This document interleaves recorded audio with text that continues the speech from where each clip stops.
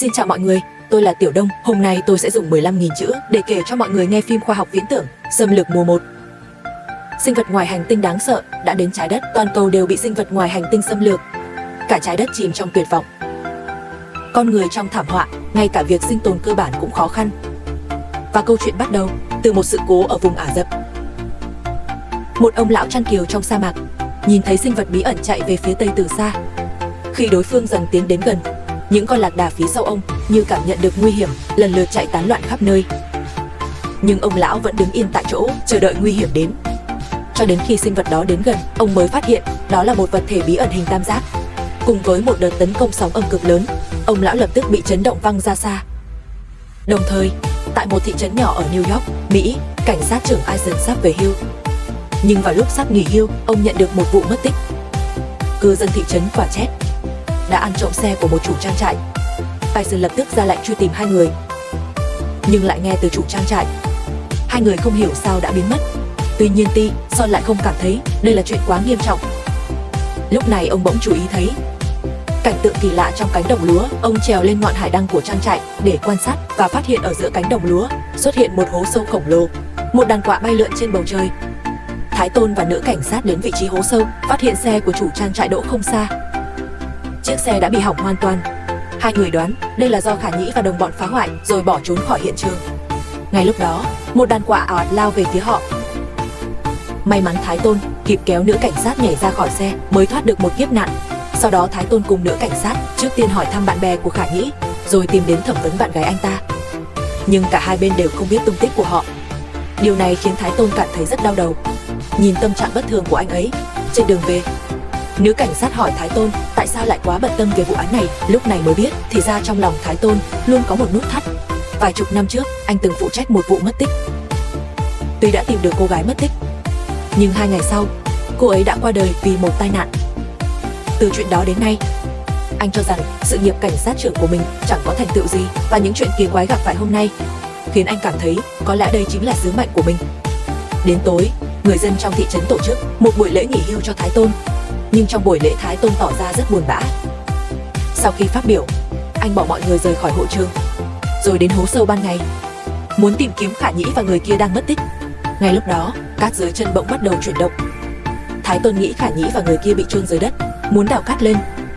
Nhưng điều này đã làm kinh động sinh vật bí ẩn của em trai. Trong lúc Eisen chưa kịp phản ứng, một xúc tu đen bỗng chui ra từ em trai, trực tiếp giáng cho Eisen một đòn chí mạng.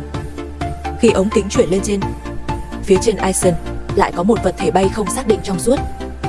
Cùng lúc đó, tại Long Island, New York, Mary cùng con cái và chồng vừa bắt đầu một ngày mới.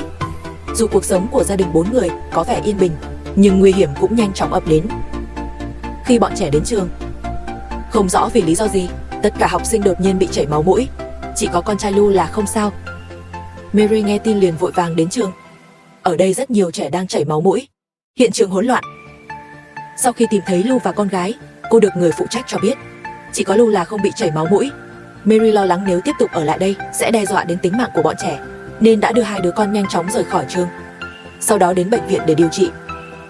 Nhưng sau khi bác sĩ khám cho con gái, phát hiện mọi chỉ số đều rất bình thường, cho rằng đây chỉ là chảy máu mũi thông thường. Cô báo tin này cho chồng Manny, nhưng mãi không nhận được hồi âm. Sau khi về nhà, theo định vị trên máy tính bảng, phát hiện Manny không ở công ty làm thêm. Điều này khiến Mary nghi ngờ chồng có thể ngoại tình, nên cô đã đưa con theo định vị, tận mắt chứng kiến cảnh chồng ngoại tình. Về nhà, cô bắt đầu tìm kiếm thông tin người phụ nữ kia, phát hiện đối phương không chỉ xinh đẹp, vẫn là một blogger ẩm thực. Điều này khiến Mary nhận ra khoảng cách giữa mình và đối phương. Sự bất mãn trong lòng càng trở nên mạnh mẽ. Khi chồng trở về nhà, Mary đặc biệt làm theo công thức của người phụ nữ kia để chế biến một món ăn, và bất kể chồng đã ăn bên ngoài hay chưa, cô ấy cứ ép anh ấy phải ăn hết. Mandy cũng nhận ra vợ đã phát hiện ra bí mật của mình, còn Mary thì không thể kiềm chế được nữa, trực tiếp vạch trần chuyện này. Ngay khi cuộc cãi vã sắp nổ ra, mặt đất bỗng nhiên rung chuyển dữ dội. Mary và chồng không kịp cãi nhau, vội vàng đi cứu hai đứa con ra ngoài. Còn tại Tokyo, Nhật Bản, Baker là một nữ phi hành gia sắp đến trạm vũ trụ quốc tế để thực hiện nhiệm vụ khám phá kéo dài 1 năm. Còn bạn gái cô ấy là Yamao, một nhà nghiên cứu cũng làm việc tại trung tâm không gian. Tuy nhiên, mối quan hệ của họ không ai biết. Vào lúc chia tay, Yamao lấy cớ điều chỉnh thiết bị, đi vào khoang tàu vũ trụ để từ biệt Mika lần cuối. Khi đến giờ phóng tên lửa, Dưới ánh mắt căng thẳng của các nhà nghiên cứu, tên lửa bắt đầu từ từ cất cánh. Cùng với tiếng đếm ngược, tên lửa đã vào được trạm không gian quốc tế.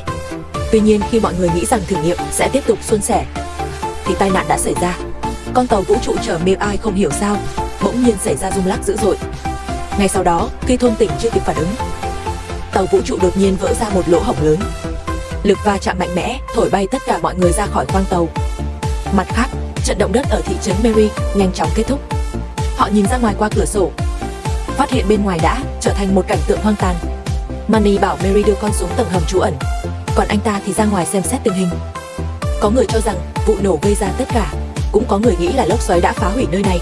Chẳng bao lâu sau có người phát hiện nhà của Mary vẫn nguyên vẹn không hề hấn gì. Mọi người đều nghi ngờ có phải Mary và gia đình đã gây ra chuyện này. Nhưng ngay khi mọi người đang nghi ngờ, trong nhà đột nhiên vang lên tiếng kêu của Lou. Mary và chồng vội vàng vào xem, phát hiện Lou liên tục lẩm bẩm bảo dừng tiếng gì đó lại. Hóa ra trong đầu Lou có một giọng nói tên Ngõa Tiểu liên tục vang vọng. Cuối cùng Lou cũng trở lại bình thường. Nhưng tai nạn lại xảy ra. Không biết tại sao kính nhà họ đột nhiên vỡ tan, khiến cả nhà hoảng hốt, lập tức chuẩn bị lái xe rời khỏi đây. Nhưng sau khi lên xe thì phát hiện do không có mạng, xe không thể khởi động. Manny không có lương tâm, thấy hàng xóm chuẩn bị rời đi, đến xin họ giúp đỡ. Nhưng xe nhà hàng xóm không thể chở được nhiều người như vậy. Không ngờ Manny lại nói chỉ cần đưa anh ấy đi là được. Hàng xóm hoàn toàn không quan tâm, bỏ đi thẳng. Mary đã nghe thấy lời nói của Manny từ phía sau. Mặc dù đã tuyệt vọng, nhưng cô ấy vẫn không bỏ rơi chồng mình. Quay lại xe, cố gắng một lúc cuối cùng cũng khởi động được xe. Cả gia đình cuối cùng cũng có thể rời đi thị trấn đáng sợ này. Tuy nhiên những chuyện kỳ quái không chỉ có thế. Tại một trường trung học ở Anh, cậu bé Cass bẩm sinh mắc chứng động kinh. Bạn học thường dựa vào gia đình giàu có của mình, cùng với một nhóm bạn xấu xung quanh, thường xuyên bắt nạt Cass. Sáng hôm đó Cass vừa đến trường đã bị Thư cố tình đẩy ngã. Thuốc động kinh trong túi rơi vãi khắp nơi. Sau khi nhặt lên lại bị Thư chế giễu. May mà giáo viên chủ nhiệm kịp đến mới ngăn được hành vi bạo lực của cậu ta. Sau đó Cass vào nhà vệ sinh uống thuốc động kinh. Sau khi tình trạng đã đỡ hơn, cậu ấy lên xe buýt của trường. Hôm nay là ngày giao lưu. Trên đường đến điểm đến, xe đột ngột phanh gấp, khiến cuốn sổ vẽ của Cass rơi ra, được bạn học Jamie nhặt được. Cậu ấy rất thích thú với những gì Cass viết trong đó. Hai người dần trở thành bạn. Nhưng khi xe đang chạy được nửa đường, điện thoại của các học sinh đột nhiên không có sóng. Không may hơn là Cass bỗng lên cơn động kinh. Cùng với cơn co giật dữ dội của cậu ấy, bên ngoài cửa sổ còn xảy ra cảnh tượng vô cùng kinh hoàng. Một loạt thiên thạch rơi từ trên trời xuống, va chạm mạnh khiến mặt đất rung chuyển. Giáo viên chủ nhiệm vì lo lắng cho tình trạng của Cass không kịp tránh né, cả người lẫn xe rơi thẳng xuống vách núi. Còn tại Tokyo, Nhật Bản, kể từ khi Mirai lên vũ trụ, Taiga rất nhớ người yêu của mình. Thậm chí còn quay nhiều video, đợi Mirai về sẽ cho anh ấy xem. Nhưng không ngờ chưa kịp đợi tin người yêu trở về, thì nhận được tin từ trung tâm hàng không vũ trụ. Khi anh đến trung tâm mới biết, hóa ra tàu vũ trụ của họ đã mất liên lạc từ vài giờ trước. Và còn có các tàu vũ trụ của các nước khác cũng không có tin tức gì. Mọi người đều nghĩ là do bão vũ trụ dẫn đến tai nạn. Taiga vội kiểm tra thông tin về tàu vũ trụ, phát hiện vài giờ trước Mirai và các đồng đội đã phát tín hiệu cầu cứu. Sau khi thiết lập lại liên lạc khẩn cấp, Taiga đã trích xuất hình ảnh trước khi tàu vũ trụ gặp nạn, thấy được cảnh tàu vũ trụ bị thủng một lỗ lớn. Trong tai nạn này không thể có ai sống sót. Mọi người đều vô thức nghĩ rằng tất cả người trên tàu vũ trụ đều đã hy sinh. Điều này khiến Taiga vô cùng đau buồn. Dù mẹ anh đến an ủi, cũng bị anh đuổi ra ngoài. Để giải tỏa nỗi buồn trong lòng, anh đến quán bẻ sâu. Nhưng trong lúc mơ hồ lại thấy bóng dáng của Mirai, nhầm một cô gái là Mirai, đưa về nhà. Sau khi tỉnh táo lại, anh lập tức đuổi cô ấy đi, rồi lại tiếp tục đau buồn một mình. Còn tại một căn cứ quân sự ở Dập, Trung đội trưởng Thôi Phàm Đặc đang chỉ huy một đội chống khủng bố tiến hành một cuộc chiến bảo vệ hòa bình trong khu vực. Mặc dù trước mặt đồng đội, anh ấy tỏ ra rất bình thường, nhưng trong thâm tâm lại rất buồn bã. Vì phải đến chiến trường, khiến tình cảm giữa anh và vợ gặp vấn đề nghiêm trọng, khiến anh ngày càng nhớ người yêu ở New York. Nhưng nhiệm vụ vẫn phải tiếp tục. Ngày hôm sau đơn vị họ nhận nhiệm vụ, biết được một đội nhỏ đột nhiên mất liên lạc. Họ chuẩn bị sẵn sàng đến làng để kiểm tra, nhưng phát hiện dân làng đều đã trốn đi. Khi thấy quân đội đến nơi, họ tỏ ra rất kích động. Nhưng do bất đồng ngôn ngữ nên hai bên giao tiếp rất khó khăn. Thôi Phàm Đặc cho rằng địch đã tấn công nơi này. Sau đó từ lời kể của một bà lão biết được tung tích của đội mất tích. Họ đến trường học. Tại đây, Thôi Phàm Đặc thấy một cậu bé chảy máu mũi đang vẽ những vòng tròn trên bàn. Anh tiến lên hỏi cậu bé có thấy những người mặc quân phục giống mình đến đây không. Cậu bé không trả lời, chỉ về một hướng. Thôi Phàm Đặc nhìn về phía đó, thấy có khói đen kỳ lạ bốc lên, vì vậy anh dẫn đội đến vị trí mục tiêu. Tại đây phát hiện một bộ đàm. Khi họ nghĩ rằng kẻ địch đang mai phục ở đây, thì bỗng nhiên nổi lên một cơn bão cát kinh hoàng. Đồng đội thương vong nặng nề. Đến khi cơn bão cát qua đi, Thôi Phạm Đặc và đồng đội mới biết, hóa ra chẳng có kẻ địch nào cả, mà là một con quái vật ngoài hành tinh màu đen khổng lồ. Họ nã súng tấn công quái vật, nhưng không gây được bất kỳ thương tích nào, ngược lại còn bị đối phương tấn công đến thảm hại. Sau khi mọi thứ trở lại yên tĩnh, chỉ còn lại một mình Thôi Phạm Đặc sống sót. Đồng đội đều đã biến mất. Anh lên xe, định báo cáo tin này về căn cứ, nhưng không ngờ hoàn toàn không liên lạc được với căn cứ, và vai của anh đã bị thương nặng trong trận chiến trước đó. Nếu không được điều trị, rất có thể sẽ nguy hiểm đến tính mạng. Vì xe đã hỏng, nên Thôi Phạm Đặc chỉ có thể cố gắng lê thân thể bị thương nặng đi trong sa mạc. Nhưng không có nguồn nước cộng thêm bị thương, anh không thể cầm cự được bao lâu. Đi được nửa đường thì bất tỉnh ngã xuống. Trong lúc mơ màng, anh thấy người vợ yêu dấu đang đi về phía mình. Nhưng khi tỉnh lại mới phát hiện, hóa ra anh đã nhầm một người Ả Rập thành vợ mình. Anh cầm vũ khí lên để tự vệ, nhưng đối phương cứ lẩm bẩm nói gì đó. May mắn là người Ả Rập không có ác ý, thấy Thôi Phạm Đặc bị thương nặng, liền ném bình nước trong tay cho anh. Sau khi uống nước xong, Thôi Phạm Đặc cuối cùng cũng khá hơn một chút. Tuy không thông thạo ngôn ngữ, nhưng anh vẫn cố gắng giao tiếp với đối phương, hỏi đối phương có thấy đồng đội của mình không. Nhưng người Ả Rập không hiểu ý anh, chỉ bẻ cành cây thành 7 phần trên mặt đất. Thôi Phạm Đặc tưởng đối phương đã gặp đồng đội của mình nên muốn đối phương dẫn mình đi tìm. Vừa nói xong thì đã bắt đầu mơ hồ và ngất đi một lần nữa. Khi anh tỉnh lại lần nữa, thấy người Ả Rập đang xử lý vết thương cho mình. Điều này khiến mối quan hệ giữa hai người trở nên hòa hợp hơn. Mặc dù không thông thạo ngôn ngữ, nhưng cuối cùng cũng có người để tâm sự. Ravis bắt đầu kể về tâm sự của mình và bày tỏ nỗi nhớ vợ. Mặt khác, thành phố New York cũng đang hỗn loạn. Mazi lái xe trong thành phố, phát hiện không chỉ tắc đường khắp nơi, xe cảnh sát và xe cứu hỏa cũng xuất hiện khắp nơi. Cô ấy ngay lập tức quyết định rời khỏi khu vực trung tâm, nhưng khi đi qua cầu vượt biển, cô ấy chứng kiến một cảnh tượng vô cùng kinh hoàng, đó là cả thành phố bị mất điện và tê liệt. Điều này khiến họ nhận ra khủng hoảng đang đến gần, vì vậy họ lái xe suốt một đêm. Cuối cùng đã đến được khu nghỉ ngơi. Mary dừng xe để sạc pin và mua ít đồ. Cô ấy dẫn con vào cửa hàng để chồng đi sạc xe. Trong cửa hàng, họ phát hiện ra sự hỗn loạn đang xảy ra trên toàn quốc. Tin tức truyền hình cho biết có người đã phát động chiến tranh. Ngay lúc đó, cô ấy phát hiện chồng mình đang cãi nhau với người khác, thấy xe không thể khởi động ngay được. Anh ta trực tiếp lấy chìa khóa xe bên cạnh, sau khi bắt cóc Manny, lái xe của người khác bỏ đi. Sau khi lái xe không biết bao lâu, họ đến một khách sạn để nghỉ ngơi. Nhưng không ngờ, Manny lúc này vẫn còn nghĩ đến người tình. Khi Mary và các con đang ngủ, lén lút xuống quầy lễ tân gọi điện cho người tình. Sau khi nói chuyện rất lâu mới quay về phòng. Về phần Carter và những người rơi xuống vách đá đều không bị thương nặng, chỉ có giáo viên chủ nhiệm không may bị xe đè, đang trong tình trạng nguy kịch. Carter cố gắng hết sức để cứu giáo viên chủ nhiệm, nhưng không ngờ Ca Đặc lại đá cậu ấy ra, rồi đổ hết tội lỗi lên đầu Carter, cho rằng Carter là người mang đến xui xẻo, khiến mọi người rơi vào tình cảnh này, thậm chí còn tẩy não các bạn học, khiến mọi người nghe theo chỉ huy của mình. Có học sinh cho rằng nên leo lên đỉnh núi tìm cứu viện, nhưng Ca Đặc lại mạnh mẽ nói với mọi người, nếu không muốn chết thì hãy ở đây đợi cứu viện. Mọi người đều sợ Ca Đặc nên chỉ có thể nghe theo lời hắn. Nhưng lúc này Carter không thể đợi được nữa, vì cậu ấy phát hiện thuốc động kinh của mình chỉ còn lại rất ít. Nếu cứ tiếp tục như vậy, cậu ấy rất có thể sẽ chết ở đây. Cậu ấy định cố gắng dùng cách sinh tồn để thu hút cứu viện, nhưng Ca Đặc lại tìm đến cậu ấy vào lúc này, giả vờ xin lỗi Carter, kể với cậu ấy về hoàn cảnh bi thảm của gia đình mình. Điều này khiến Carter mềm lòng và tiết lộ bí mật của mình cho Ca Đặc. Không ngờ Ca Đặc nghe xong lại cười ha hả. Thì ra tất cả chỉ là để chế nhạo những lời nói dối của Carter. Đến tối, Ca Đặc bắt mọi người giao thức ăn cho mình để quản lý thống nhất. Có học sinh không đồng ý, vì vậy Ca Đặc bắt đầu cho mọi người bỏ phiếu.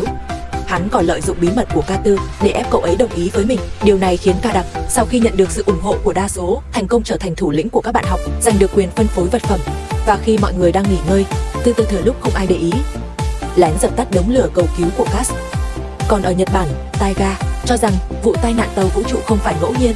Vì vậy sau khi lấy lại tinh thần, anh đến sở hàng không để tìm kiếm sự thật. Nhưng vụ việc này đã bị chính phủ ép buộc phải giấu đi. Ngoài đội điều tra của chính phủ, không ai có quyền biết sự thật. Nhưng Yamao không quan tâm, tìm gặp giám đốc, nói rằng mình muốn vào phòng thông tin để tìm nguyên nhân tai nạn. Thấy giám đốc không đồng ý, anh ta thừa lúc đối phương không để ý, cướp lấy thẻ ra vào, rồi chạy thẳng đến phòng thông tin. Đồng nghiệp thầm mến Taiga cũng theo anh ta vào trong phòng thông tin, vì Taiga đã thay đổi mật khẩu khi vào, khiến giám đốc và những người khác không thể xông vào được. thấy giám đốc và những người khác đã bắt đầu sửa đường dây phòng thông tin. Cuối cùng ngay khi họ sắp phá cửa, Taiga đã phát hiện ra hình ảnh cuối cùng trước khi tai nạn xảy ra. Trong hình ảnh, tàu vũ trụ dường như đã va chạm với vật thể bay không xác định, và trong video còn có một âm thanh kỳ lạ liên tục lặp lại từ Voyager. Rõ ràng tất cả đều do sinh vật ngoài hành tinh gây ra. Mặt khác, sau một đêm nghỉ ngơi, Gus và Jamila khi tỉnh dậy phát hiện giáo viên chủ nhiệm đã ngừng thở. Hai người thông báo tin này cho các bạn học, khiến các bạn học lại rơi vào hoảng loạn. Nếu tiếp tục ở lại đây, rất có thể sẽ giống như số phận của giáo viên chủ nhiệm, có người đề xuất leo lên vách đá. Nhưng không ngờ, Peter vẫn giữ nguyên ý kiến của mình. Gus biết nếu tiếp tục sẽ xảy ra chuyện, nên đã đứng ra thu hồi phiếu bầu trước đó. Peter tức giận, trực tiếp nói ra bí mật của Gus. Nhưng chiêu này không còn tác dụng với Gus nữa, cậu ấy không quan tâm đến lời Peter nói, trực tiếp bắt đầu leo lên đỉnh núi. Thấy vậy những người khác cũng bắt chước theo, may mắn là mọi chuyện bình an, mọi người đã thành công lên đến đỉnh núi và phát hiện ra mảnh vỡ vệ tinh rơi tại hiện trường. Hóa ra thứ tấn công họ không phải thiên thạch, mà là rất nhiều vệ tinh của Nga. Ngay lúc đó, Gus bỗng phát hiện chữ trên vệ tinh này giống hệt với hình vẽ trong sổ của mình, nhưng cậu ấy không nghĩ nhiều, chuẩn bị đi về hướng đã đến. Nhưng từ từ lại bắt đầu gây chuyện, cho rằng nên ở lại chờ cứu hộ. Gus giờ đã hoàn toàn không sợ hắn nữa. Cậu ấy mạnh dạn nói ra quá khứ đau buồn của mình và nói rằng anh trai thường bắt nạt mình. So với anh trai của cậu ấy thì Thư chẳng là gì cả. Thấy Gus chủ động đứng ra, những người khác cũng lần lượt vây quanh Thư. Gus thấy vậy liền nói, ai muốn đi cùng mình thì cùng xuất phát. Nhanh chóng tất cả học sinh đều theo bước chân của Gus, ngay cả Thư cũng phải nhượng bộ đi theo. Mặt khác, sau một đêm nghỉ ngơi, gia đình Mary chuẩn bị tiếp tục lên đường. Lou và em gái trốn trong nhà vệ sinh, thảo luận về việc bố mẹ có ly hôn không. Lúc này em gái bỗng phát hiện ra Lou một viên đá đen trong ba lô. Lou đã giành lấy nó như một báu vật và nói đó là bộ sưu tập của mình, và viên đá này sẽ đóng vai trò quan trọng về sau.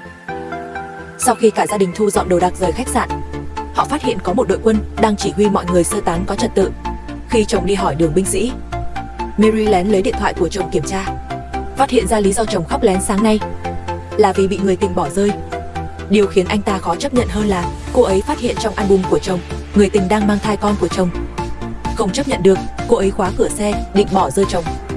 Nhưng cuối cùng vẫn mềm lòng cho anh ta lên xe. Cả gia đình tiếp tục hành trình về phía Bắc. Giữa đường Lou đòi đi vệ sinh, Mandy đành phải dừng xe đợi cậu bé. Nhưng đợi mãi vẫn không thấy cậu quay lại, nên họ buộc phải vào rừng tìm Lou. Cứ thế cho đến tối, họ bất ngờ phát hiện một gia đình trong rừng. Khi họ tiếp tục tìm kiếm, phát hiện trong căn nhà gỗ có một cặp vợ chồng, và Lou đang ở đây. Người chủ nhà nói hiện chính phủ đã thực hiện lệnh giới nghiêm để không để họ gặp nguy hiểm. Người chủ tốt bụng để họ ở lại qua đêm. Nhưng nguy hiểm sắp ập đến. Cùng lúc đó, dưới sự dẫn đường của người Ả Rập, River đến một đỉnh núi hoang vắng, phát hiện ra đối phương không phải dẫn anh ta đi tìm đồng đội, mà là hiểu nhầm ý của anh ta, dẫn anh ta đến gặp một đàn dê. Khi River đang tức giận, anh ta bỗng phát hiện thiết bị định vị trên tay bất ngờ có tín hiệu. Điều này khiến anh ta vô cùng phấn khởi. Sau khi từ biệt người Ả Rập, anh ta đi theo tín hiệu đến vị trí, phát hiện thị trấn nhỏ này hoàn toàn vắng người. Anh ta theo thiết bị định vị đến một bệnh viện. Mặc dù trong bệnh viện vẫn còn người, nhưng khi họ thấy Thôi Phàm đang cầm vũ khí, đều không dám lại gần. Sau khi tìm kiếm, cuối cùng anh ta tìm thấy đồng đội bị thương nặng, nhưng chỉ có một đồng đội ở đây, những người khác vẫn mất tích. Ngay lúc đó, quân địch đột nhiên xuất hiện trong bệnh viện. May mắn là Thôi Phàm đặc có sức chiến đấu kinh người, anh ta tận dụng địa hình trong bệnh viện, thuận lợi hạ gục kẻ thù. Sau đó cõng đồng đội chạy khỏi bệnh viện, cướp một chiếc xe chuẩn bị tẩu thoát, nhưng phát hiện đồng đội đã ngừng thở.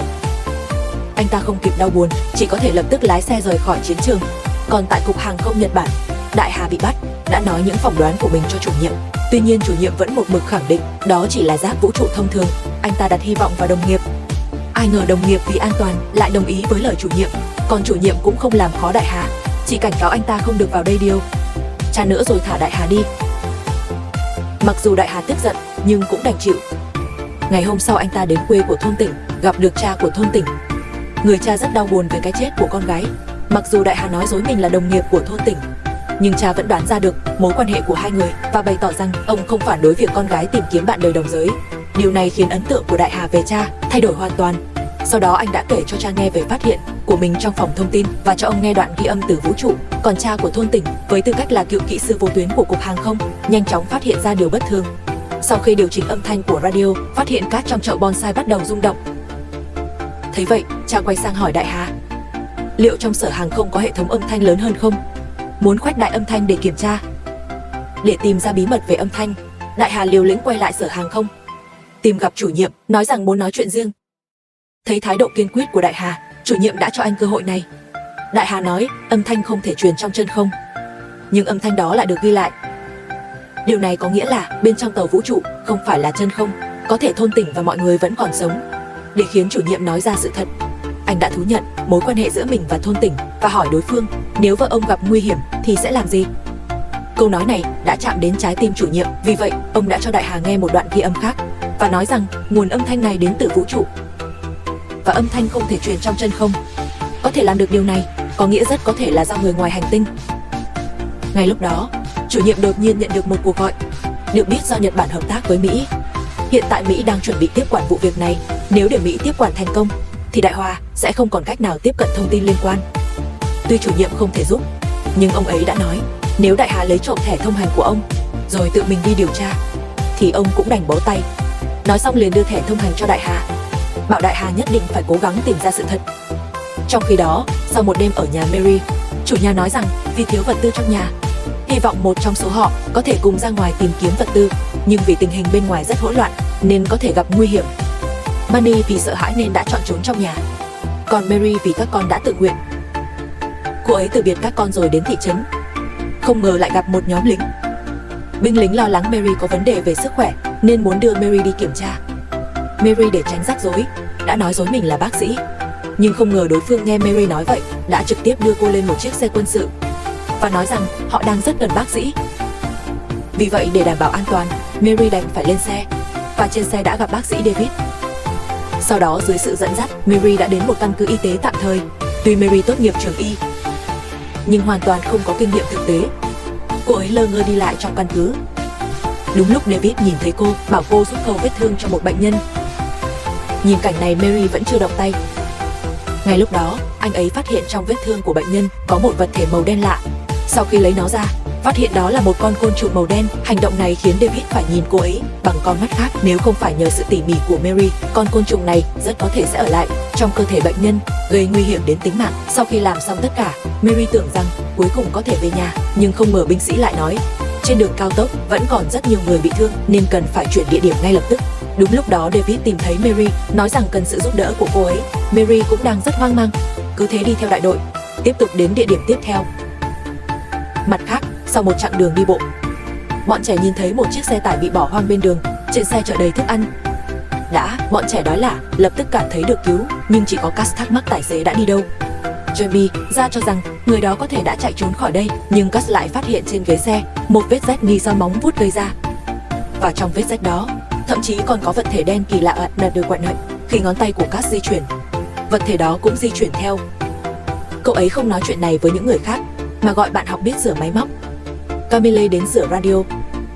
Nhanh chóng, radio phát ra thông báo của chính phủ, nói rằng khắp nơi trên thế giới đều xảy ra tấn công khủng bố, yêu cầu mọi người trốn trong nhà không được chạy lung tung. Vừa dứt lời, radio liền ngắt tín hiệu và phát ra sóng âm kỳ lạ. Bọn trẻ nghe thấy âm thanh đó đều bịt tai lại, chỉ có Cass không cảm thấy chói tai, chỉ là tay không ngừng run rẩy. Cậu cố gắng kìm nén cảm xúc, đợi đến khi sóng âm tạm dừng, Kate liền ném luôn cái radio đi và cho rằng đây là rắc rối do người lớn gây ra, rồi một mình đi sang một bên. Điều này khiến Cass nhận ra những gì Tơ nói trước đó đều là sự thật, vì vậy cậu chủ động tiến lên trò chuyện và Tơ cũng buông bỏ tâm sự, kể về câu chuyện của mình. Hóa ra gia đình cậu ấy cũng rất tệ, cha vì có tiền nên đi tìm người tình khắp nơi, còn mẹ vì đau lòng nên trở thành người nghiện. Đó cũng là lý do tại sao cậu ấy không muốn về nhà. Lúc này Jamie đến ngắt lời cuộc trò chuyện. Mọi người cũng quyết định tiếp tục đi tiếp. Tuy nhiên nhiều người không chọn rời đi, cho rằng ở đây có nhiều thức ăn nên ở lại đây chờ cứu viện. Cass không ép buộc, mà dẫn Carter và nhóm người lên đường về nhà. Còn về phía Traven ở sa mạc xa xôi, sau khi trải qua hành trình dài, cuối cùng đã trở về căn cứ, nhưng phát hiện nơi này đã vắng tanh. Các đồng đội đều đã rời đi và thiết bị liên lạc cũng mất tín hiệu. Không còn cách nào khác, anh ta chỉ có thể gửi tin nhắn cho tổng hành dinh Mỹ, hy vọng có trực thăng đến cứu mình, nhưng tất cả đều vô ích. Anh ta phát hiện một mảnh giấy trên bàn, trên đó viết căn cứ đã phát hiện sinh vật lạ, vì vậy toàn bộ quân đội đã rút khỏi căn cứ. Điều này khiến Thôi Phàm Đặc hoàn toàn tuyệt vọng. Sau khi chôn cất đồng đội, đến tối, cuối cùng anh đã liên lạc được với vợ qua điện thoại. Qua lời vợ kể, khắp nơi trên thế giới đều bị tấn công, và sự việc này đã lên tin tức. QUA điện thoại, Thôi Phạm Đặc nghe được bản tin từ tờ vở bên phía vợ. Lúc này Tổng thống Mỹ đã công khai phát biểu và thông báo cho mọi người lý do vì sao lại xảy ra nhiều chuyện kỳ lạ như vậy. Rất có thể là người ngoài hành tinh tấn công trái đất. Điều này khiến Thôi Phạm Đặc quyết tâm phải lập tức về New York đoàn tụ với vợ. Mặc dù Tổng thống đã phát biểu, nhưng nhiều người vẫn không tin lời Tổng thống, cho rằng đó là các quốc gia khác tấn công. Còn Mary khi nghe được câu này, cuối cùng đã nhớ ra nhiệm vụ của mình, vội vàng bảo tài xế dừng xe, quyết định quay về đoàn tụ với lũ trẻ. Tuy nhiên trên đường về, cô đã nhìn thấy cảnh tượng kinh hoàng bên đường. Một chiếc xe quân sự, không rõ bị thứ gì tấn công, nằm bên đường, và có rất nhiều binh sĩ đã hy sinh tại chỗ. Điều này khiến Mary càng thêm hoảng sợ, lái một chiếc xe quân sự khác định rời đi. Nhưng xe lại bị hỏng không thể khởi động. Không còn cách nào khác, Mary đành phải đi bộ. Nhưng trước khi rời đi, cô đã lấy một vũ khí để phòng thân. Sau một chặng đường vất vả, tối đó, cô cuối cùng cũng về đến căn nhà gỗ, nhưng lại phát hiện gia đình chủ nhà và lũ trẻ đều đã không còn ở đó. Mary tưởng mọi người đều gặp nguy hiểm, nên ngồi xuống đất khóc. Ngay lúc đó, cô ấy bỗng nghe thấy từ trong nhà phát ra tiếng động kinh hoàng. Sợ hãi chạy lên tầng 2 trốn vào trong kho. Nhưng rung chấn không hề dừng lại, ngược lại còn ngày càng nghiêm trọng. Khi Mary càng lúc càng sợ hãi, trần nhà đột nhiên mở ra. Thì ra, chủ nhà đang trốn trên trần nhà. Mary nhìn thấy bọn trẻ liền khóc vì vui mừng. Sau khi bình tĩnh lại, bà chủ nghĩ người ngoài hành tinh đến bắt họ, cho rằng tận thế đã đến, ngồi dưới đất run rẩy, và cho rằng chính Mary và những người khác đã gây ra tất cả. Cảm xúc của bà ấy ngày càng kích động, giọng nói cũng càng lúc càng to. Mary thấy tình hình không ổn, muốn chủ động rời đi, nhưng ông chủ lo lắng Mary, tiếng động của họ sẽ thu hút sinh vật ngoài hành tinh, nên không cho phép họ đi. Hai bên lập tức xảy ra tranh cãi. Mary một phút không để ý, con gái bất ngờ rơi từ trần nhà xuống. Cô ấy bảo con gái đừng kêu, nhưng ngay sau đó con bé đã òa khóc. Sinh vật ngoài hành tinh nghe thấy động tĩnh, dần dần tiến đến gần họ. Mary dẫn con gái trốn sau cửa, còn ông chủ thì cầm vũ khí sẵn sàng chiến đấu. Nhưng tiếng động càng lúc càng lớn. Ngay lúc đó, bà chủ vì quá sợ hãi, nằm ở ý dẫm phải tấm ván mục, cơ thể bị kẹt trong khe hở, bị sinh vật ngoài hành tinh tấn công. Manny thừa cơ ôm con trai bỏ chạy. Mary cũng dẫn con gái trốn vào nhà vệ sinh tầng 1. Khi tiếng động nhỏ dần, anh ta mở cửa ra, thấy Manny và Lou đang nằm ở tầng 2, bảo hai người nhanh chóng trốn vào trong. Tuy nhiên Manny lại cho rằng rời khỏi nhà an toàn hơn, vợ chồng họ có sự bất đồng. Cuối cùng Lou vẫn quyết định đi theo mẹ, trốn vào trong nhà vệ sinh. Còn Manny thì dịch tủ quần áo ở cửa chính ra, chuẩn bị mở cửa để rời đi. Tuy nhiên ngay lúc đó, sinh vật ngoài hành tinh đột ngột xuất hiện tấn công Manny. Mary vừa hay chứng kiến cảnh này, cô ấy thừa lúc sinh vật ngoài hành tinh không để ý, nhặt khẩu súng dưới đất, rồi dẫn hai đứa trẻ trốn ra ngoài qua cửa sổ. Cô ấy vừa định lái xe đi, thì người chồng cầm vũ khí từ trong nhà đi ra. Anh ta ném chìa khóa cho Mary, bảo cô ấy đưa bọn trẻ đi, còn mình thì chuẩn bị quyết chiến với sinh vật ngoài hành tinh để trả thù cho vợ. Nhưng anh ta hoàn toàn không phải đối thủ của sinh vật ngoài hành tinh, bị giết ngay tại chỗ. Còn Mary vì quá hoảng loạn, vô ý lái xe xuống vũng lầy. Sinh vật ngoài hành tinh nghe thấy tiếng radio từ xe, lập tức lao về phía chiếc xe. Thấy sinh vật ngoài hành tinh há miệng định tấn công họ, Mary hoảng loạn lấy viên đá đen trong cặp của Lou tấn công sinh vật ngoài hành tinh. Không ngờ lại vô tình tiêu diệt được nó. Phải một lúc lâu Mary mới hoàn hồn. Còn Manny, sau khi bị sinh vật ngoài hành tinh tấn công, vẫn sống sót. Ma Lợi thấy vậy vội vàng đỡ anh lên xe, rồi nhanh chóng lái xe rời đi. Nhưng đi được nửa đường thì phát hiện Manny đã mất dấu hiệu sinh tồn. Không còn cách nào khác, Ma Lợi đành phải dừng xe giữa đường để cấp cứu chồng. Dưới sự cấp cứu của cô, cuối cùng Manny đã hồi phục hơi thở. Điều này khiến Manny vô cùng xúc động. Sau khi tiếp tục hành trình, họ đến một nhà hàng. Bên trong có rất nhiều thức ăn. Ma Lợi khỏe mạnh, chuẩn bị nấu một số món ngon để bổ sung sức lực cho bọn trẻ. Còn Manny sau khi trải qua nhiều chuyện như vậy cũng nhận ra Ma Lợi tốt đến nhường nào nên muốn hàn gắn với vợ. Nhưng Ma Lợi vẫn không thể bỏ qua những mâu thuẫn trong lòng. Mặt khác, Travis lái xe đi tìm căn cứ rút lui của đồng đội. Nhưng tại một ngôi làng bỏ hoang, anh gặp được vài người dân đang chạy nạn. May mắn là họ biết tiếng Anh. Trong lúc trò chuyện, Travis được biết căn cứ của anh đã xảy ra một trận chiến ác liệt. Tất cả mọi người bên trong đều hy sinh, ngay cả nơi anh định đến cũng đã trở thành đống đổ nát. Người đàn ông biết Travis muốn tìm máy bay và nói với anh Obu là nơi duy nhất còn máy bay lúc này. Vì vậy mọi người quyết định cùng đi. Sau chặng đường dài cuối cùng cũng đến được sân bay. Ngay lúc này, một chiếc xe khác cũng dừng lại ở sân bay. Nhưng họ không thèm để ý đến Travis, mọi người trực tiếp chạy vào trong. Nhận ra thời gian không còn nhiều, Thôi Phạm Đặc cũng nhanh chóng xông vào. Dựa vào thân phận quân nhân Mỹ của mình đã thành công lên được máy bay. Tuy nhiên những người khác phải trả tiền để mua tư cách đăng ký. Thôi Phạm Đặc không muốn bỏ rơi những dân làng vừa gặp nên đã dùng vũ khí của mình làm hàng hóa tặng cho binh lính ở Tabu. đổi lấy tư cách đăng ký cho dân làng. Mặt khác, Carter và những người khác đến một ngôi làng, nhưng nơi đây đã không còn một ai. Bút điện thoại bên đường cũng không thể gọi được. Ngay lúc đó, một chiếc xe đang chạy về phía họ, nhưng đối phương không có ý định dừng lại. Thấy vậy, Carter đứng ngay phía trước, dùng thân mình buộc đối phương dừng xe. Sau khi biết được yêu cầu của bọn trẻ, ban đầu nữ tài xế không định đồng ý vì cô vừa từ London đến. Nơi đó đã hoàn toàn thất thủ. Cô kể cho Carter và những người khác về người ngoài hành tinh, nhưng Carter và những người khác vẫn kiên quyết về nhà tìm bố mẹ. Cuối cùng nữ tài xế quyết định giúp họ đưa mấy đứa trẻ trở về thành phố. Carter và những người khác tạm biệt nhau rồi về nhà. Còn Jamila cho rằng Carter chắc chắn có liên quan đến người ngoài hành tinh, quyết định đi theo cậu ấy.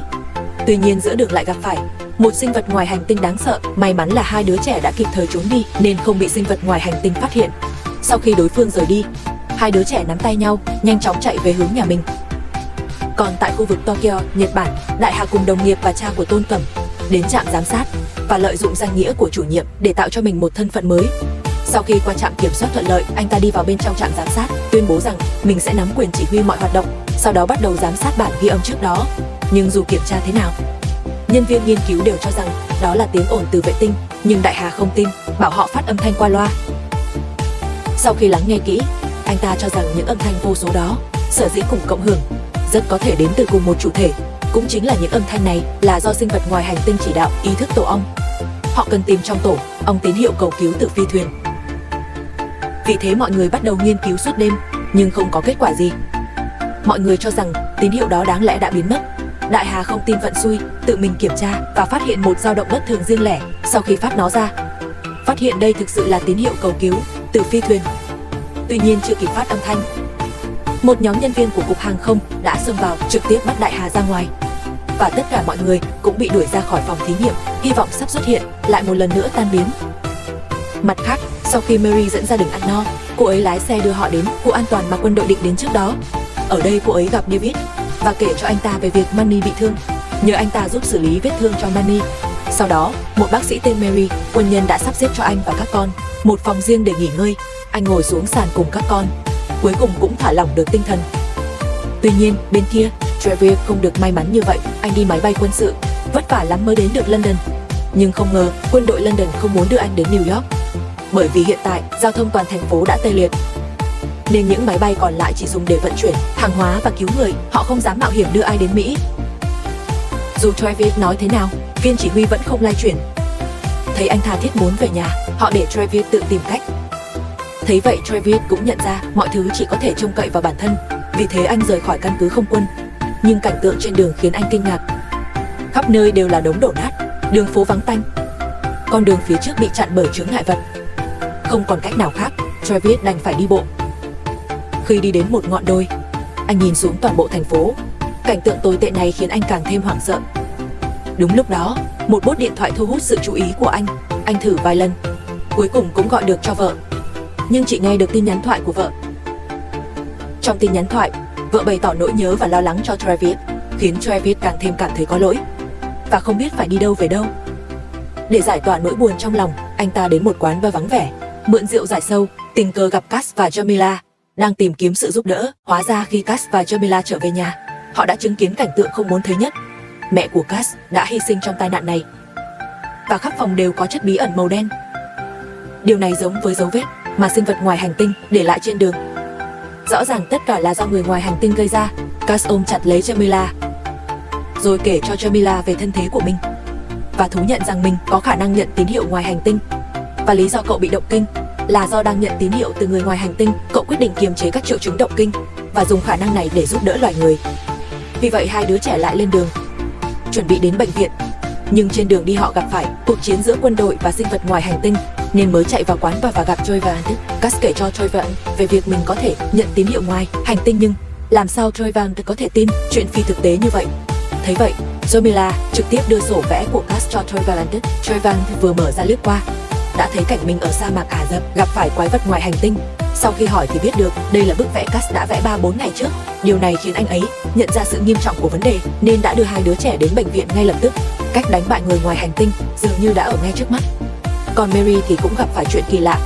Khi cô ấy và David đang ăn cơm, họ nói về gia đình của nhau. Lúc này cô mới biết David đã ly hôn với vợ. Còn Mary thì vì chuyện chồng ngoại tình nên đã hoàn toàn thất vọng về chồng. Vì vậy, cô ấy ngay lập tức bị David thu hút. Sau đó, David đưa Mary đến kho y tế. Hai người đã hôn nhau say đắm ở đó. Nhưng khi họ trở về phòng, Mary phát hiện Mandy và các con không có ở đó. Hóa ra, con gái vừa nói với Mandy là nhớ mẹ nên cô ấy đã đưa con gái đi tìm mẹ. Nhưng cô ấy lại nghe từ nhân viên rằng Mary đang ở cùng David. Điều này khiến Mandy cảm thấy vô cùng lo lắng. Còn Lưu vì không thể ngồi yên nên đã đi lang thang khắp căn cứ, tình cờ gặp một cậu bé tên Jack. Jack nói cậu ấy biết người ngoài hành tinh tấn công con người như thế nào, rồi dẫn Lưu đến nhà xác. Khi Mary tìm thấy Lưu, thấy cậu đang bị gia đình Jack vây quanh và viên đá đen bí ẩn trong tay cậu với chất đen trên thi thể binh sĩ đã tạo ra sự cộng hưởng kỳ lạ.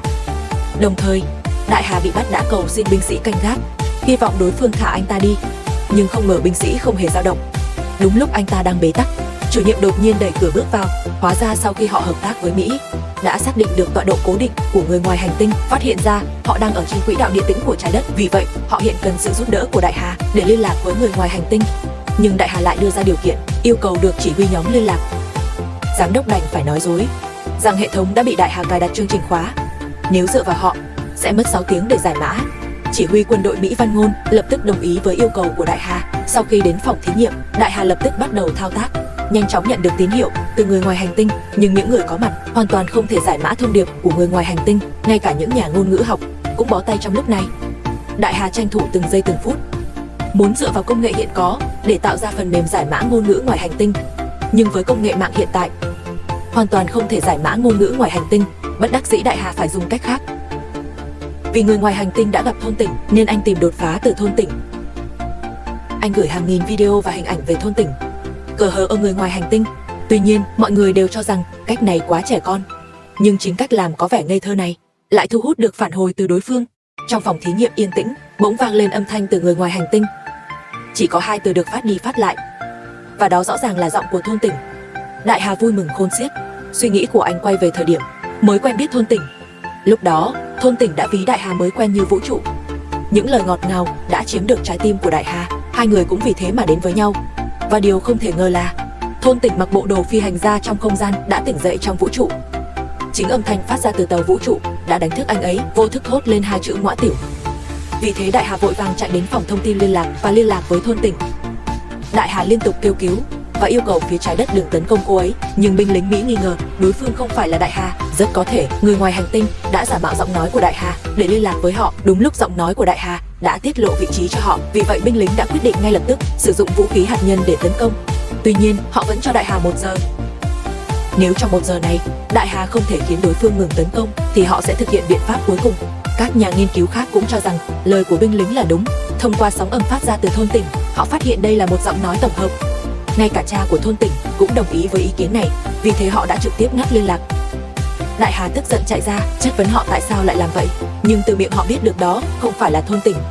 Dù vậy, Đại Hà vẫn cho rằng đây là cơ hội tốt để đàm phán với người ngoài hành tinh, không nên từ bỏ như vậy. Ngay lúc đó, cô ấy đột nhiên phát hiện những binh lính Mỹ đều đã biến mất. Khi biết được đối phương đang chuẩn bị sử dụng vũ khí hạt nhân để tấn công, cảm xúc của cô ấy càng thêm kích động, nghĩ rằng nếu đối phương là thôn tỉnh thì có thể sẽ cung cấp cho trái đất thông tin về kẻ địch.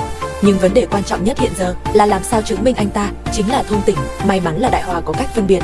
Vì vậy sau khi liên lạc lại với thôn tỉnh, anh hỏi đối phương có nhớ lần đầu tiên hai người gặp nhau không. Thôn tỉnh không nói gì, chỉ phát một bài hát của thần tượng mình. Điều này khiến Đại Hòa tin đó chính là thôn tỉnh. Nhưng ngay lúc này liên lạc lại bị ngắt. Hóa ra là do vị tướng Mỹ.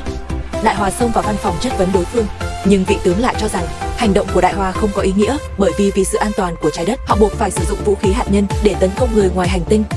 Cùng lúc đó, Thôi Phạm Đặc cũng dẫn 2 đứa trẻ đến bệnh viện thành phố. Kiệt Mễ Lạp không tìm thấy mẹ mình là bác sĩ nên tự ý dùng loa phát cảnh báo màu xanh. Tiếng động thu hút một bác sĩ khoa thần kinh. Ông nghĩ là trẻ con nghịch ngợm đang định cho người đưa họ ra ngoài, nhưng bị Thôi Phạm Đặc ngăn lại. Anh ta khẩn cầu bác sĩ tin lời họ, thử gây động kinh cho ca tư. Thấy ánh mắt đối phương đầy chân thành, bác sĩ dẫn họ đến phòng cộng hưởng từ hạt nhân để ca tư bớt căng thẳng. Thôi Phạm Đặc bắt đầu kể câu chuyện của mình.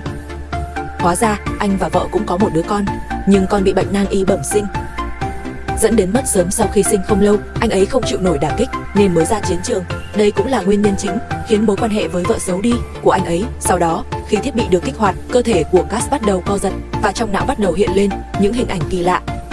Miệng còn lẩm bẩm về rượu và từ mặt trời. Bác sĩ qua kiểm tra phát hiện trong não của anh ấy hàng tỷ tế bào thần kinh đang hoạt động đồng bộ hoàn hảo. Đây hoàn toàn không phải não người.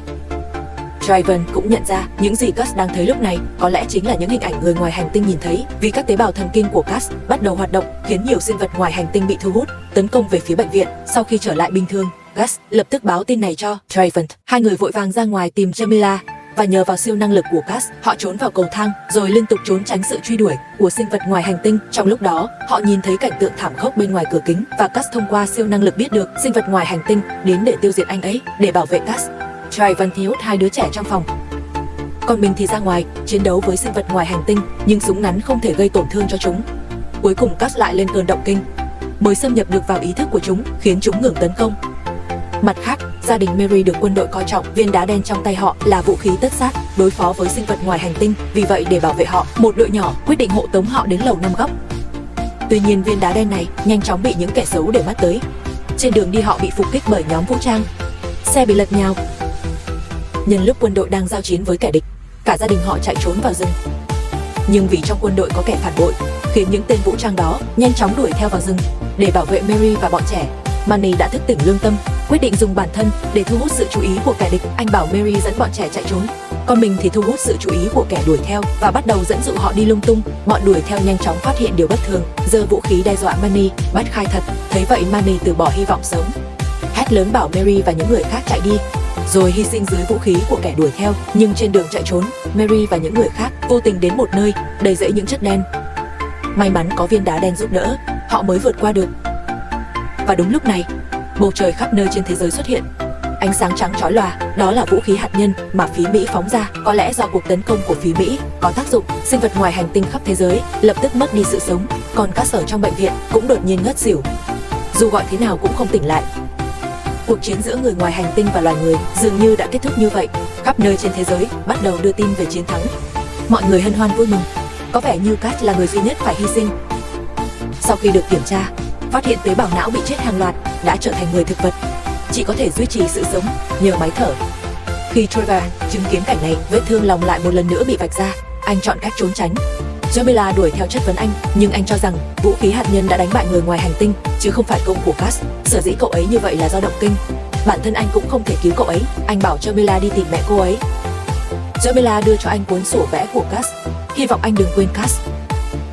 Sau khi Trevor ra đến đường, thấy mọi người hân hoan vui mừng, đang đánh đập xác sinh vật ngoài hành tinh, nhưng anh chẳng thấy vui chút nào. Anh đến bốt điện thoại liên lạc lại với tổng hành dinh quân đội Mỹ, đề xuất muốn trở về New York. Ngày hôm sau, anh được quân đội Anh tiếp kiến.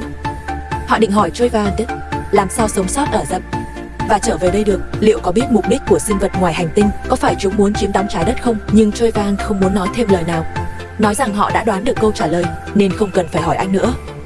Thấy vậy, người phụ trách quân đội cũng không nói nhiều, quyết định cung cấp cho anh một phương tiện để trở về New York.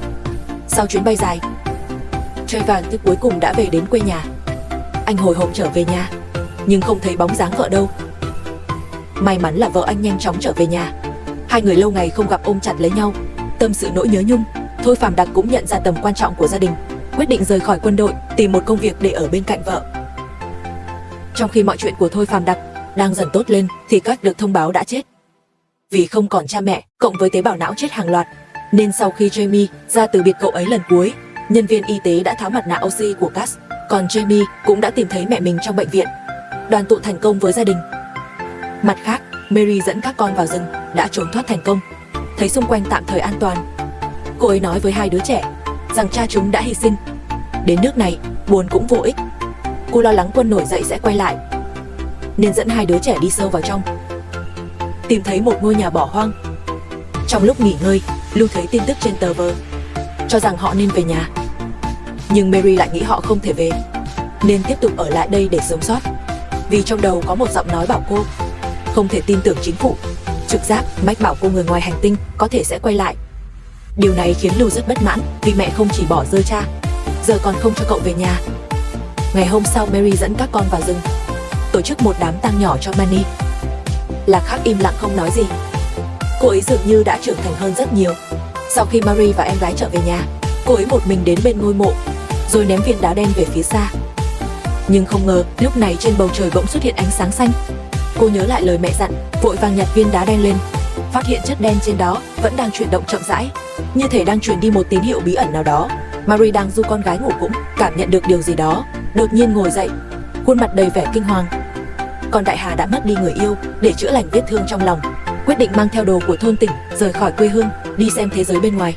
Anh ta đi theo hướng chỉ của La Bàn, nhưng trên đường lại gặp một vị sư có vẻ phóng khoáng.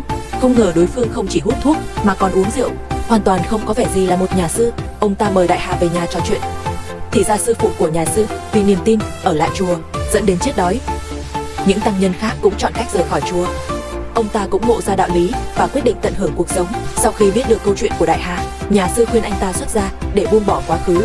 Tuy Đại Hà không làm theo lời nhà sư, thật sự đi xuất gia, nhưng vào buổi tối, anh ta vẫn đốt quần áo của thôn tỉnh, chọn cách buông bỏ quá khứ để bắt đầu lại. Cùng lúc đó, trong rừng rậm Amazon trên trái đất, một phi thuyền ngoài hành tinh khổng lồ rơi xuống nơi này. Quân đội đã điều động một lượng lớn lực lượng đặc biệt tiến vào bên trong phi thuyền để kiểm tra. Các binh sĩ ở bên trong đã phát hiện một chất bí ẩn có thể chảy. Mặt khác, Đại Hòa đã ở lại nhà sư một đêm. Khi anh kiểm tra máy tính, phát hiện vệ tinh đã phát hiện một chuỗi tín hiệu bất thường và còn phát ra sóng âm kỳ lạ. Anh bước ra khỏi phòng nhìn về phía xa. Rõ ràng những chuyện kỳ quái vẫn chưa kết thúc. Còn Cass đã chết, lại tỉnh dậy trong nhà xác. Sau khi thức dậy, anh đẩy cửa nhà xác và gặp cha của Đại Hà ở đây. Người cha trao cho Cass một hộp màu đỏ, và trong hộp đó chính là một chiếc la bàn. Cha nói với anh rằng có chiếc la bàn này, Cass sẽ biết mình đang ở đâu và nên đi đâu. Cass đi theo hướng la bàn chỉ, phát hiện mình đang ở trong phi thuyền người ngoài hành tinh. Trong khi đó, Trevan và vợ đã có cuộc sống yên bình. Họ đến bãi biển nghỉ mát. Trevan lấy ra sổ vẽ của Cass để xem, phát hiện trang cuối có một loạt chữ Hán. Sau khi dịch thì phát hiện nghĩa là ngôi sao. Anh không hiểu ý nghĩa của những chữ này. Sau khi bị vợ gọi đi, hai người đến bãi biển nhìn về phía xa. Nhưng cảnh tượng tiếp theo xuất hiện đã làm rung chuyển nhận thức của họ. Lúc này một căn cứ người ngoài hành tinh khổng lồ đột nhiên xuất hiện trên bầu trời. Đến đây bộ phim cũng kết thúc. Xâm lược phần 1 nhìn chung đều là để dẫn dắt cho phần 2. Phim sử dụng 4 khu vực, 4 tuyến câu chuyện kể về những sự việc trước khi người ngoài hành tinh xâm lược. Tuy nhiên, người ngoài hành tinh trong phim vẫn chưa thực sự xâm lược trái đất, chỉ là cử một số sinh vật ngoài hành tinh phát ra một số tín hiệu kỳ quái đã khiến cả trái đất rơi vào tuyệt vọng. Đến cuối phim, người ngoài hành tinh mới thực sự xuất hiện trong thế giới loài người. Thật khó tưởng tượng trong mùa 2, khi người ngoài hành tinh thực sự bắt đầu xâm lược trái đất sẽ gây ra thảm họa kinh khủng đến mức nào.